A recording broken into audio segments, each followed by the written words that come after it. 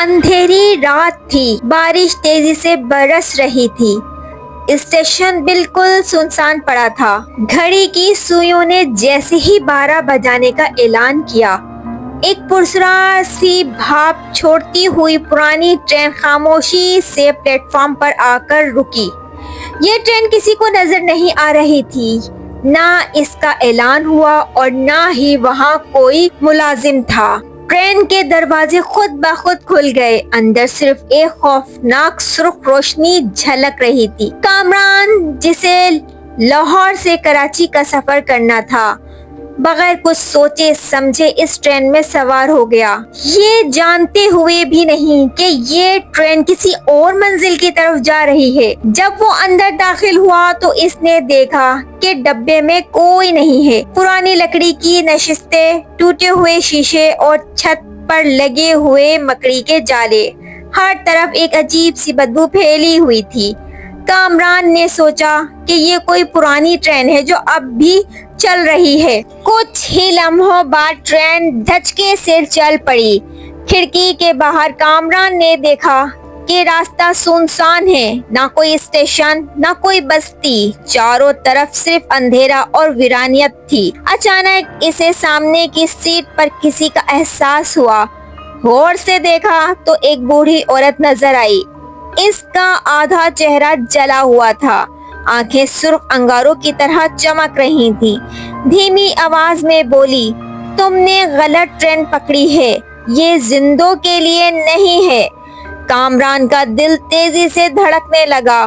وہ اٹھ کر دوسرے ڈبے کی طرف بھاگا، مگر ہر ڈبے میں ایسا محسوس ہو رہا تھا کہ جیسے خوف ہی خوف پھیلا ہوا ہو۔ ہر ڈبے میں ایسے مختلف خوفناک مسافر نظر آئے۔ کوئی بغیر سر کے بیٹھا ہوا تھا، کوئی ہڈیوں کا ڈھانچہ ہنس رہا تھا، کسی کا چہرہ خوفناک تھا۔ عجیب و غریب چہرے والے لوگ نظر آ رہے تھے اس ڈبے میں، جیسے کوئی بھوتیا ٹرین ہو۔ ان سب مسافروں کی نظر کامران پر جمی ہوئی تھی۔ ٹرین کی رفتار بڑھتی جا رہی تھی۔ کھڑکی کے باہر اب اندھیرا نہیں تھا، بلکہ آگ کے شعلے دکھائی دے رہے تھے، جیسے ٹرین زمین پر نہیں بلکہ جہنم میں دوڑ رہی ہو۔ کامران چیخنے لگا، روکو روکو، مجھے باہر جانا ہے، لیکن دروازہ بند ہو چکا تھا۔ اچانک وہی بوڑھی عورت پھر اس کے سامنے آئی۔ اس نے اپنے جلے ہوئے ہاتھوں سے کامران کی گردن پکڑی اور کان میں سرگوشی کی۔ یہ موت کی ٹرین ہے، ایک بار سوار ہو جائے تو وہ واپس جانا ناممکن ہے۔ کامران کی چیخیں اندھیری رات میں گونجی۔ کامران کا دل اس قدر خوف زدہ ہو چکا تھا کہ اس نے اپنی آنکھیں بند کر لیں۔ اس کی زبان پر بے اختیار اللہ کا کلام جاری ہو گیا۔ وہ تیز تیز آیت الکرسی کا ورد کرنے لگا اور اس کی آواز میں خوف کے ساتھ ساتھ ایک غیر معمولی پختگی تھی۔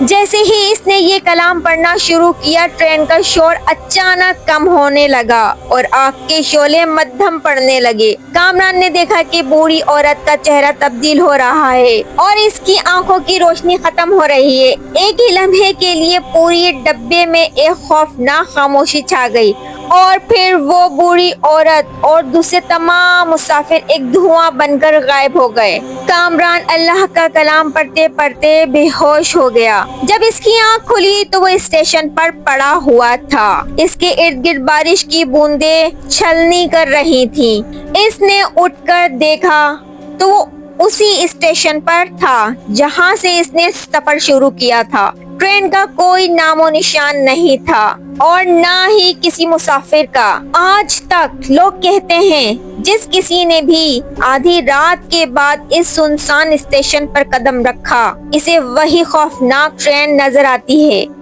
اور جو اس میں بیٹھ گیا وہ کبھی واپس نہیں آتا۔